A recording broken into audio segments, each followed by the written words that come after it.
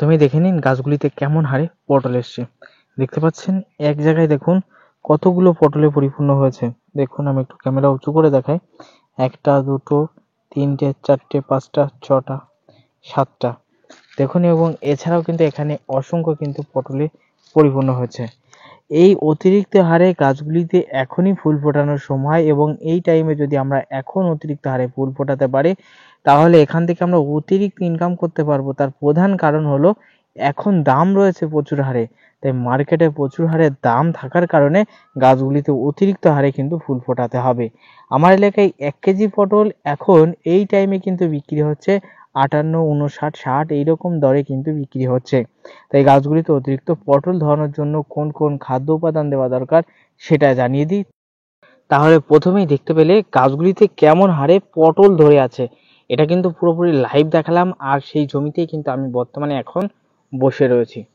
তাই এবার আমাদের যেই কাজগুলি করণীয় গাছে অতিরিক্ত পটল ধরানোর জন্য, শুধুমাত্র এনপিকে যুক্ত খাবার, নাইট্রোজেন, ফসফেট এবং পটাশ ছাড়া অনেকেই কিন্তু আর অন্য খাদ্য উপাদান কিন্তু গাছগুলিতে অনেকেই প্রয়োগ করে না, বিশেষ করে পটলের জমির ক্ষেত্রে। ফলে কিছুদিনের মধ্যে এই গাছগুলি তুলসী লাগা ভাব হয়ে নানান রকম এবং সমস্যা হয়ে গাছগুলি কিন্তু নষ্ট হয়ে যায়, রোগ লাগা হয়ে যায়। অ্যাকচুয়ালি গাছে যথেষ্ট হারে ফল ফুল কিন্তু আসে না।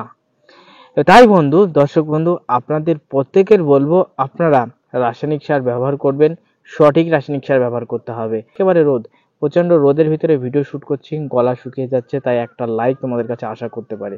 তাই প্রত্যেকে লাইক করে দিও, চ্যানেলে যারা নতুন আছেন তারা সাবস্ক্রাইব করে পাশের বেল আইকনটি বাজিয়ে দিও এরকম কৃষিভিত্তিক ভিডিওর নোটিফিকেশন সবার প্রথমে আমার চ্যানেলে পাওয়ার জন্য। বন্ধু, তাহলে আমি ফার্স্টেই যে কথা বলছিলাম, গাছগুলিতে প্রচুর হারে কিন্তু আমরা এনপিকে যুক্ত খাবার দিয়ে ফেলি। অনেক চাষি বন্ধু পটল গাছে অত্যাধিক হারে পটল ধরানোর জন্য আমরা কেউ ডিএপি, কেউ 20-20-13, কেউ 14-28 এইরকম উগ্রবাদী সারগুলি, কেউ কেউ আবার 28-28-0 এরকম উগ্রবাদী সারগুলি অতিরিক্ত হারে জমিতে ব্যবহার করছি। এর ফলে আপনি দেখতে পাচ্ছেন আপনার পটল গাছে অতিরিক্ত ফুল আসছে। আপনি এর আগে ব্যবহার করেছেন, অন্য সবজিতে ব্যবহার করেছেন, কিন্তু দেখেছেন কি অতিরিক্ত গাছগুলিতে কিন্তু ফুল আসছে। হ্যাঁ বন্ধু, অতিরিক্ত গাছগুলিতে ফুল আসবে, আপনাকে ওই একটা চমক দেখিয়ে দেবে। দেখানোর পরে আপনি যদি ওই সারগুলি রিপিট করে বারে বারে ব্যবহার করতে থাকেন তাহলে কি হবে জানেন? এক টাইমে আপনার সেই গাছগুলি রোগ লাগা হয়ে নষ্ট হয়ে যাবে। গাছে আপনি অতিরিক্ত রাসায়নিক সার ব্যবহার করবেন, যে কোনো রাসায়নিক সার ব্যবহার করবেন, আর কাজ হবে না। কারণ আপনি উগ্রবাদী সারগুলো ব্যবহার করে গাছগুলিকে যথেষ্ট হারে শেষের দিকে ঠেলে দিয়েছেন। উগ্রবাদী সারগুলোর ভিতরে অ্যামোনিয়া এবং ফসফেট থাকে। অ্যামোনিয়ার কাজ কি? ঝম করে গাছের গতি বাড়ায়, গাছগুলিতে ঝম করে ফুল ফল এনে গাছ শেষ হয়ে যায়। ঠিক আছে, এক কথায় কিন্তু গাছ একেবারে শেষ হয়ে যায়, মানে গাছের একটা আর কোনো ক্ষমতা থাকে না। তাই আমাদের গাছগুলিতে সারা বছর একই রকম হারে ফল ফুল পাওয়ার জন্য, বিশেষ করে পটলের জমিতে একই রকম হারে ফল ফুল পাওয়ার জন্য এখানে আমাদের পটাশযুক্ত সার ব্যবহার করতে হবে। যে সারের ভিতরে পটাশ আছে সে 1% থাকুক, 5% থাকুক, বাংলাদেশের ক্ষেত্রে নানা রকম সিস্টেম আছে, আমাদের ইন্ডিয়ার ক্ষেত্রে নানা রকম সিস্টেম আছে, যে সিস্টেমেই থাকুক না কেন সেই সিস্টেমের পটাশযুক্ত সার ব্যবহার করতে হবে। এবার এখানে পটাশযুক্ত সার হিসেবে আমাদের ইন্ডিয়ায় অ্যাভেলেবেল রয়েছে আরসিএফ এর লাল সুপালা, 2 নম্বরে রয়েছে 10-26-26, 3 নম্বরে রয়েছে 14-35, 4 নম্বরে রয়েছে আইপিএল এর 16-16-16 সার। এবার অনেকের মনে প্রশ্ন থাকতে পারে, দাদা অতিরিক্ত পটল পাওয়ার জন্য আমরা কোন সার এখানে ব্যবহার করতে পারি? দেখো, তুমি যদি গাছগুলিতে অতিরিক্ত হারে পটল পেতে চাও তাহলে আমি তোমাকে রিকমেন্ড করব তুমি ফার্স্টে ব্যবহার করবে 14-35-14 রাসায়নিক সার। গাছে অতিরিক্ত হারে ফুল ফোটানোর জন্য ফার্স্টে 14-35, শুধু এবার 14-35 দিলে হবে না, আরো কয়েকটা উপাদান রয়েছে, সেগুলোর নাম অবশ্যই জানিয়ে দেবো, সেগুলো আমাদের কিন্তু ব্যবহার করতে হবে। তাহলে 14-35 সার কিন্তু আমাদের 10 কাঠা জমির হিসেব বলছি, 10 কাঠা জমিতে মিনিমাম 7 কেজি পরিমাণে 14-35-14 ব্যবহার করতে হবে। অনেকে 10 কাঠা জমিতে 10 কেজি পরিমাণে রাসায়নিক সার ব্যবহার করে। আমি বলবো যে আমি বলছি 7 কেজি ব্যবহার করতে, এবং আর 3 কেজি যে আপনার যে রাসায়নিক সারের যে টাকাটা, যেটা 110 থেকে 15 টাকা এরকম হবে, সেই টাকাটায় আপনি কি করবেন, একটা ভালো অনুখাদ্য নেবেন, যেটা সারের সাথে মিশ্রিত করে গাছের গোড়ায় প্রয়োগ করতে হয়। আপনি দেখবেন আপনি রাসায়নিক সারের তুলনায় অনুখাদ্যটা, অর্থাৎ সার কম দেবেন কিন্তু অনুখাদ্যটা আপনি ঘুরিয়ে ঘুরিয়ে নানা রকম অনুখাদ্য ব্যবহার করবেন, দেখবেন আপনার গাছগুলি একই রকম ভাবে ফল ফুল দিচ্ছে, গাছের গতি কিন্তু কখনোই কমবে না। এটা কিন্তু আপনি নিজে খেয়াল করবেন।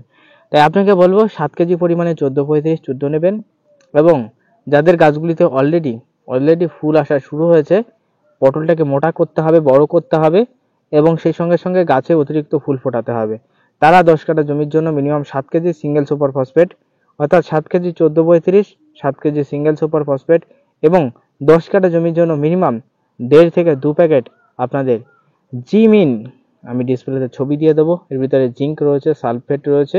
এই জিঙ্ক সালফেট জিমিন আমরা যদি ব্যবহার করতে পারি, এর ভিতরে জিঙ্ক এবং সালফেট থাকা ইয়া গাছের অর্থাৎ অনুখাদ্যের কাজ করবে, অর্থাৎ গাছের অর্থাৎ জিঙ্ক বোরনের ঘাটতিটাকে কিন্তু একেবারে কন্ট্রোল করবে এবং গাছগুলির যথেষ্ট হারে ফুল ফোটানোর দিকে ধাবিত করবে। তাই আমাদের কিন্তু ব্যবহার করতে হবে, ডিসপ্লেতে আমি ছবি দিয়ে দেবো, অবশ্যই দেখে নেবেন। তাহলে এই হলো রাসায়নিক সারের পরিমাণ এবং অনুখাদ্য অর্থাৎ যেটা সারের সাথে মিশ্রিত করে প্রয়োগ করতে হয় সেই মাইক্রোনিউট্রিয়েন্টের কথা কিন্তু জানিয়ে দিলাম। এবার চলে আসি স্প্রে অনুখাদ্য। বলতে পারে দাদা এগুলো ছড়িয়ে দিচ্ছি, তাহলে কি স্প্রে করা দরকার? হ্যাঁ, এগুলো ছড়িয়ে দেওয়ার পর স্প্রে করা দরকার। কখন স্প্রে করতে হবে? যেহেতু আমরা মাটির সাথে মিশ্রিত করে অনুখাদ্য দিয়েছি, সেই জন্য আমাদের ওই সার দেওয়ার মিনিমাম 3 দিন বাদে গাছগুলিকে, অর্থাৎ এছাড়াও গাছে অন্যান্য খাদ্য উপাদান দরকার লাগে, যেমন রয়েছে সালফার, যেমন রয়েছে বোরন, যেমন কপার, আয়রন, ম্যাগনেসিয়াম, জিঙ্ক, এই সমস্ত খাদ্য উপাদান কিন্তু দরকার থাকে। সব কিন্তু উদ্ভিদ কিন্তু ওই আমি যে জিঙ্কের কথা বললাম বা যেগুলো কথা বললাম সেগুলো থেকে পাই না, ঠিক আছে, সেগুলো থেকে কিন্তু পাই না। তাই আমাদের কি করতে হবে, সেই ধরনের খাদ্য উপাদান দেওয়ার জন্য এবং গাছকে সুস্থ সবল রাখার জন্য আমাদের একটা অনুখাদ্য চুজ করে নিতে হবে। সে তোমার হাতের কাছে তুমি যে অনুখাদ্যটা পাবে সেটা স্প্রে করে দেবে ওই রাসায়নিক সার ওই খাদ্য উপাদান দেওয়ার 3 দিন বাদে।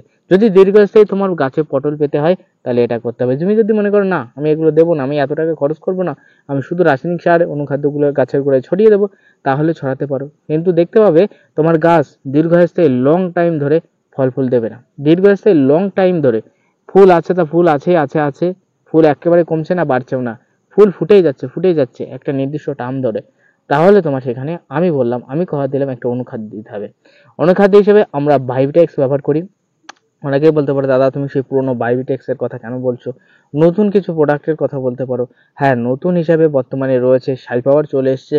এছাড়াও নতুন হিসেবে আরও কয়েকটা অনুখাদ্য রয়েছে, যেমন রয়েছে ডন রয়েছে, এরকম নানা রকম অনুখাদ্য রয়েছে, যেগুলোর ভিতরে zinc, boron, copper, iron, magnesium, sulphur এই সমস্ত উপাদান বিদ্যমান রয়েছে। জৈব অনুখাদ্য সেগুলো ব্যবহার করবে, তাতেই তুমি দীর্ঘস্থায়ী ফল ফুল পাবে। তাহলে পটল গাছে দীর্ঘস্থায়ী ফল ফুল পাওয়ার জন্য আমাদের কি করণীয়, কোন কোন খাদ্য উপাদান দেওয়া দরকার সেটা কিন্তু জানিয়ে দিচ্ছি, আমি কিন্তু জানিয়ে দিলাম, ঠিক আছে। আর রোদের ভিতরে রয়েছি, গা ঘেমে যাচ্ছে, আমি বেশি টাইম ধরে লং টাইম ধরে ভিডিও শ্যুট করতে পারছি না, কষ্ট হচ্ছে, তাই ভিডিও কিন্তু সংক্ষেপেই ছেড়ে দেওয়ার চেষ্টা করব। তাই প্রত্যেক দর্শক বন্ধুর উদ্দেশ্যে প্রত্যেকের কাছে রিকোয়েস্ট করব, যারা যারা আমার চ্যানেলে নতুন আছেন তারা একটু সাবস্ক্রাইব করে পাশে থাকবেন, কারণ তোমাদের জন্য কঠোর পরিশ্রম করে রোদের ভিতরেও কিন্তু ভিডিও শ্যুট করি, অনেক কষ্ট করি। তাই তোমরা যদি আমাকে সাপোর্ট না করো তাহলে কিন্তু বন্ধু আমি এগোতে পারবো না। তাই আমি চাই যে আমার ভিডিওগুলো অনেক দর্শক মানুষ দেখে তারা যেন উপকৃত হয়। তাই প্রত্যেকের কাছে রিকোয়েস্ট, ভিডিওতে একটা লাইক দিয়ে দেবে, চ্যানেলে যারা যারা নতুন আছেন তারা অবশ্যই সাবস্ক্রাইব করে পাশে বেল আইকনটি বাজিয়ে দেবেন, অল নোটিফিকেশন অন করে দেবেন, তাহলে আমাদের ভিডিও আপলোড দেওয়ার সঙ্গে সঙ্গে আপনি নোটিফিকেশন পেয়ে যাবেন।